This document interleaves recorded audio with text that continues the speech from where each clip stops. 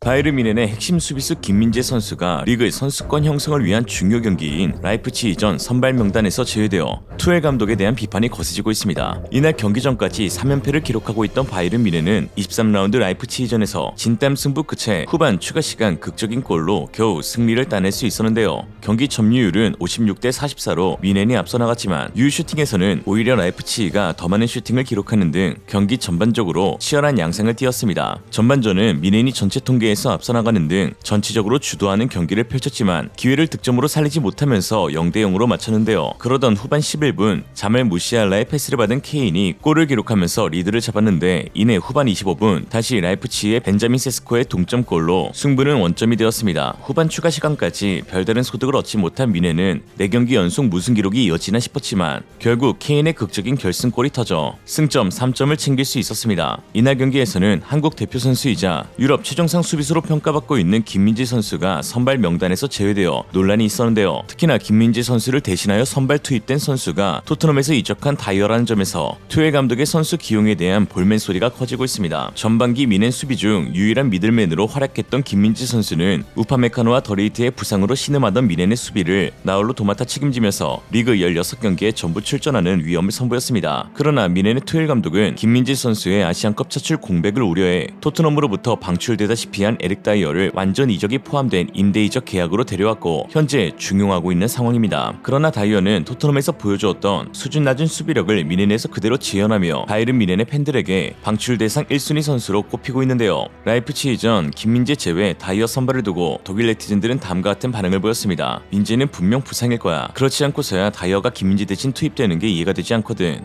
다이어가 나온다고? 야, 김민재 어딨어? 투엘은 뇌에 구멍 났냐? 민재 대신 다이어라. 말도 안 돼. 다이어 대신 김민재가 들어왔으면 완벽한 스쿼드였을 텐데 다이어가 왜 선발에 있어? 김민재가 다이어 더리이트 둘보다 빠른데 근데 왜 김민재는 선발이 아닌 거지? 민재는 우리 수비수 중 최고인데 경기에 뛰질 않네. 민재 어디 갔냐고? 투엘 바보야? 민재 어딨어? 라고 했죠. 독일 스포츠 매체 기자들 역시 김민재 선수의 선발 제외에 의구심이 들었는지 투엘 감독과의 인터뷰에서 제일 먼저 언급하기도 했습니다. 스카이 스포츠 독일과의 인터뷰에서 투엘은 김민재는 약간 과열된 상태입니다. 단지 휴식이 필요했던 것이죠. 아시안컵에서 복귀한 지 얼마 되지 않았고 우리는 김민재를 바로 투입하기도 했습니다. 다이어와 더리이트의 조합으로 가는 것이 경기를 더 쉽게 만들 것이라 생각하였습니다. 라고 했죠. 아니 여태까지 갈아놓다가 리그 4위였던 라이프치히와의 대결에서 휴식을 실행하는 명장 투엘 정말 대단합니다. 이를 본 한 국내 네티즌은 이렇게 말하였죠. 민재가 아픈 거야 아니면 투엘이 아픈 거야. 케인의 90분 마수거리 골로 승리를 따냈으니 망정이지 이 경기마저 이기지 못했더라면 투엘은 뮌헨을 떠나더라도 혹독한 비판을 피할 수 없었을 것입니다. 이날 김민재를 대신하여 선발로 투입된 다이어는 평점 7점을 받으며 무난한 활약을 했던 것으로 보여지나 경기를 자세히 살펴보면 팀 경기력 저하의 주요한 원흉이라고 할 수 있습니다. 운 좋게 연결된 롱패스 하나가 케인의 역전골 기점이 되어 준수한 평가를 받은 것이지 실제 그의 활약은 역시나 다이어였습니다. 다이어의 장점으로 꼽히는 롱패스 역시 8회 시도 중 4회만 성공하여 성공률 50%를 기록했고 또한 수비 통계 역시 90분 풀타임 중 클리어링 5회, 블락 1회, 인터셉트 1회, 태클 0회 등 본연의 임무에 대해서는 별다른 활약이 없었습니다. 특히나 소유권 상실 턴오버는 12회를 기록하면서 수차례 위기를 생산했는데요. 다만 경기 중 손짓은 총 43번 기록하여 팀 내 최다, 리그 최다 기록을 경신했습니다. 전반 13분 라이프치히의 공격 당시 최종 수비수인 다이어는 잘못된 위치 선정으로 하프라인 위쪽까지 전진하고 있었고 이에 패스 한 번에 오펜다에게 공이 연결되는 위기를 맞았습니다. 다이어가 있어야 할 위치에 있지 않아 상대 공격수보다 뮌헨 수비수가 부족하게 되었고 더구나 판단력과 주력 또한 뒤처져 빠르게 복귀해야 하는 시점에 공만 쳐다보고 있던 다이어는 풀백인 게헤이루보다도 뒤늦게 복귀하였습니다. 패스가 조금 더 오펜다에게 정확히 연결되었거나 혹은 더리이트의 커버가 조금이라도 늦었다면 바로 골키퍼와 1대1 상황까지 나올 수 있었던 장면이었습니다.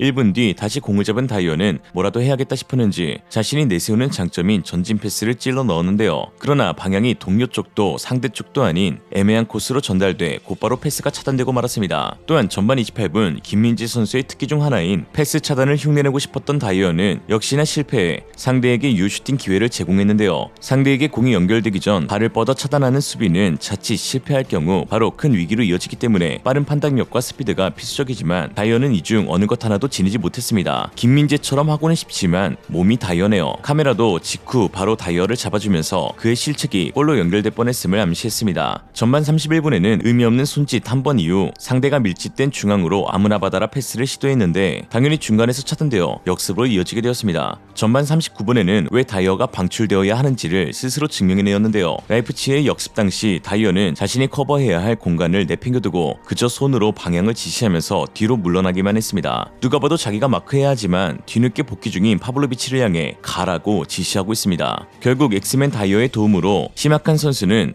압박 없이 편안하게 크로스를 올릴 수 있었죠. 분노하는 더리트와 외면하는 다이어. 전반전 종료 전인 46분에는 쉬운 패스기를 두고 굳이 압박받고 있는 게이르에게 공을 떠넘겨 주도권까지 빼앗기게 만든 다이어인데요. 그 와중에 가만히 멍 때리고 있는 다이어와 위기를 직감해서 바로 복귀하고 있는 파블로비치의 모습이 대조적입니다. 다이어는 절대로 미넨에서 뛸 만한 선수가 아닌 것이 여실히 드러난 장면이죠. 후반전에 또 역시 다이어의 호러쇼는 계속해서 진행되었습니다. 라이프치히의 코너킥이 중거리로 이어지던 장면에서 다이어는 자신 바로 옆으로 지나가는 슈팅을 막으려 하지도 않았습니다.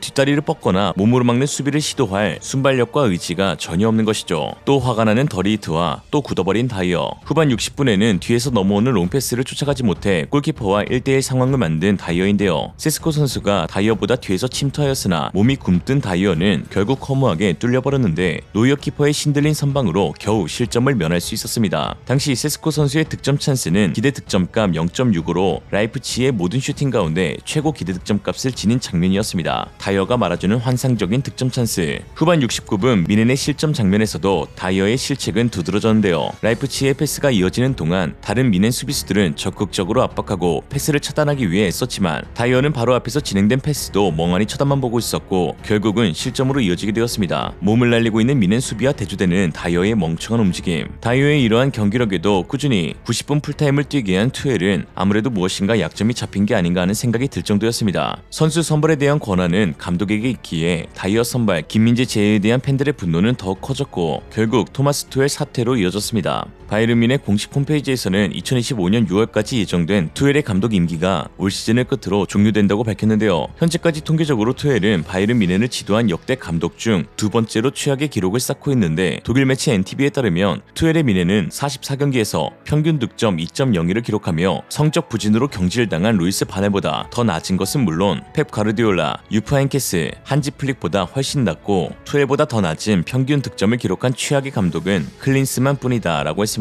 젠장 또 클린스만이군요. 최악의 감독을 한국과 독일에서 모두 경험한 김민재 선수가 걱정됩니다. 일각에서는 투엘과 클린스만을 비교하면서 모두 사이코패스 기질을 지니고 있지만 투엘은 클린스만과는 조금 다른 유형의 사이코패스다라고 했는데요.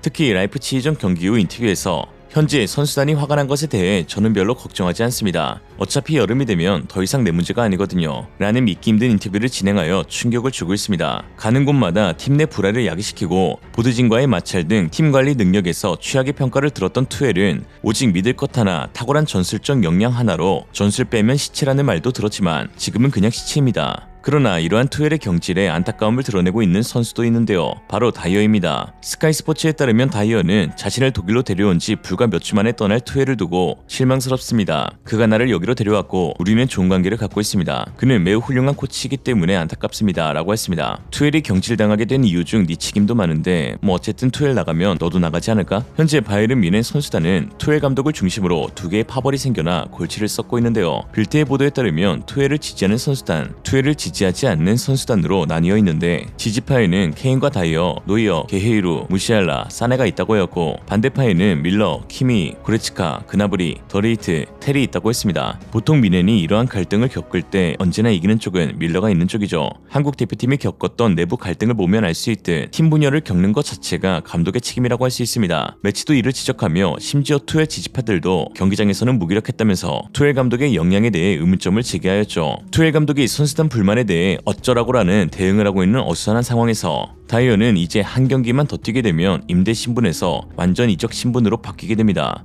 아무리 봐도 투엘이 다이어에게 개인적으로 약점 잡힌 게 아닌가 합니다. 다이어를 라이프치히전과 같은 중요한 경기에서 90분 풀타임을 뛰게 한 투엘인지라 다이어의 출전은 확실해 보이며 이에 최소 올 시즌 그리고 자칫 다음 시즌까지도 김민재 선수가 다이어로 인해 고통받을 가능성이 높아지고 있습니다. 정말 실력도 죽이고 경기력도 죽이는 이름값 하는 다이어. 이런 상황을 두고 독일 수학의 천재 다비트 힐베르트가 이런 말을 했었죠. 답이 없다. 오늘의 한 줄 평. 다이어 그냥 투엘 비디오 빨리 풀자. 이생으로 리얼리즘이었습니다. 여러분의 생각은 어떠신가요? 현명하고 지혜로운 여러분의 의견을 지금 댓글에 남겨주세요. 감사합니다.